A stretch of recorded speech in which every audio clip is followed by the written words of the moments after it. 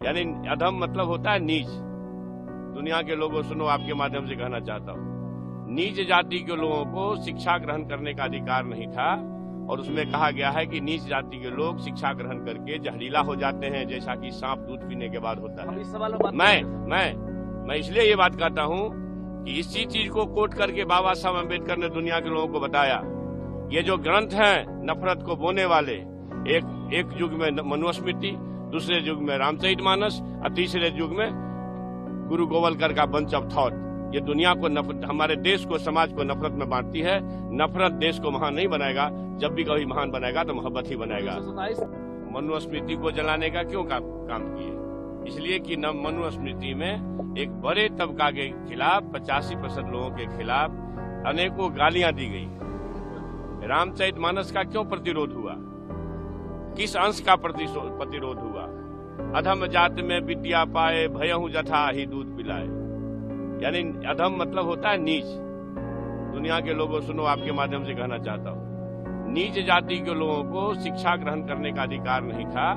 और उसमें कहा गया है कि नीच जाति के लोग शिक्षा ग्रहण करके जहरीला हो जाते हैं, जैसा कि सांप दूध पीने के बाद होता है। इस सवाल मैं इसलिए ये बात कहता हूँ कि इसी चीज को कोट करके बाबा साहब अम्बेडकर ने दुनिया के लोगों को बताया। ये जो ग्रंथ हैं नफरत को बोने वाले, एक युग में मनुस्मृति, दूसरे युग में रामचरितमानस और तीसरे युग में गुरु गोवलकर का बंच ऑफ थॉट, ये दुनिया को हमारे देश को, समाज को नफरत में बांटती है। नफरत देश को महान नहीं बनाएगा, जब भी कभी महान बनाएगा तो मोहब्बत ही बनाएगा। मनुस्मृति को जलाने का क्यों काम किए?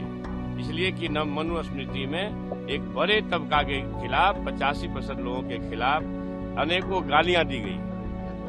रामचरितमानस का क्यों प्रतिरोध हुआ? किस अंश का प्रतिरोध हुआ? अधम जात में विद्या पाए, भयहु जथा ही दूध पिलाए। यानी अधम मतलब होता है नीच। दुनिया के लोगों सुनो, आपके माध्यम से कहना चाहता हूँ, नीच जाति के लोगों को शिक्षा ग्रहण करने का अधिकार नहीं था। और उसमें कहा गया है कि नीच जाति के लोग शिक्षा ग्रहण करके जहरीला हो जाते हैं, जैसा कि सांप दूध पीने के बाद होता है। इस सवाल मैं इसलिए ये बात कहता हूँ कि इसी चीज को कोट करके बाबा साहब अम्बेडकर ने दुनिया के लोगों को बताया।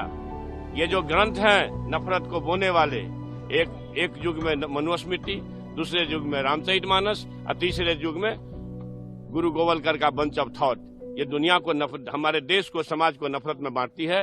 नफरत देश को महान नहीं बनाएगा, जब भी कभी महान बनाएगा तो मोहब्बत ही बनाएगा।